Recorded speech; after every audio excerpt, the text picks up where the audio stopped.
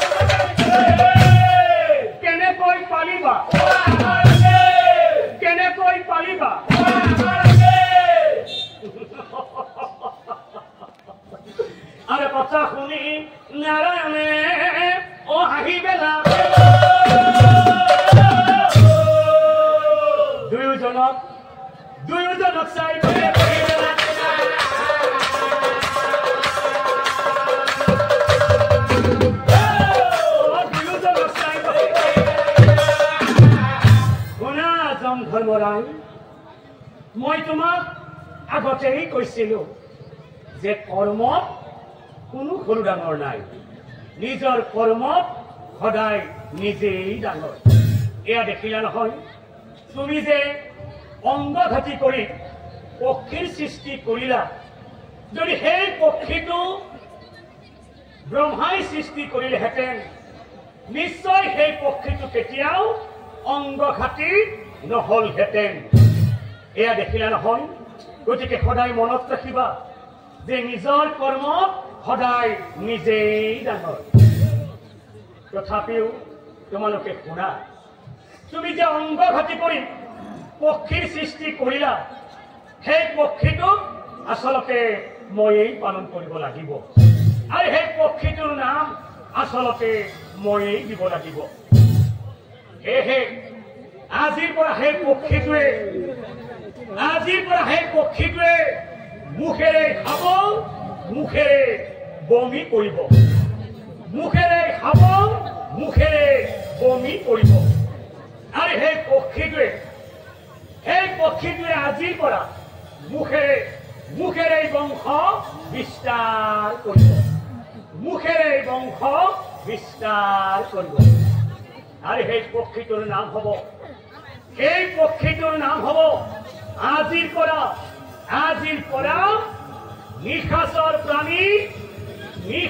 প্ৰাণী বাদুলি। যেতিয়া সেই বাদুলিয়ে অংগঘাতী হৈ বিশ্ব ব্ৰহ্মাণ্ডত উৰিবলৈ ধৰিছিল, যেতিয়া সেই বাদুলিয়ে অংগঘাতী হৈ বিশ্ব ব্ৰহ্মাণ্ডত উৰিবলৈ ধৰিছিল, তেতিয়াই সূৰ্য দেৱতাই হাঁহিছিল।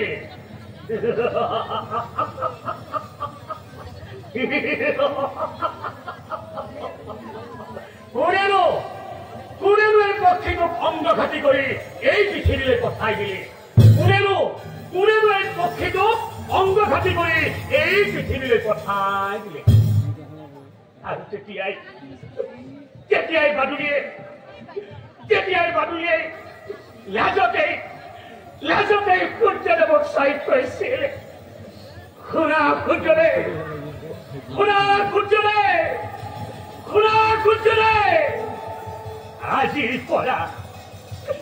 আজিৰ পৰা মই কোনোদিনেই তোমাৰ পোহৰত দেখা নিদিওঁ। আজিৰ পৰা মই কোনোদিনেই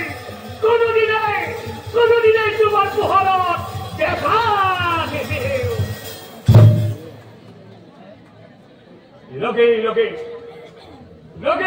চন্দ্ৰই কৈছিল, শুনা বাদুলি ভাই, তুমি কোনো চিন্তা নকৰিবা। আজিৰ পৰা তুমি মোৰ পোহৰতেই খাদ্য গ্ৰহণ কৰিবা আৰু মোৰ পোহৰতেই সেই খাদ্য বমি কৰিবা। মোৰ পোহৰতেই খাদ্য গ্ৰহণ কৰিবা, মোৰ পোহৰতেই সেই খাদ্য বমি কৰিবা। শ্ৰদ্ধাৰ ধৰ্মপ্ৰাণ ৰাইজ, এই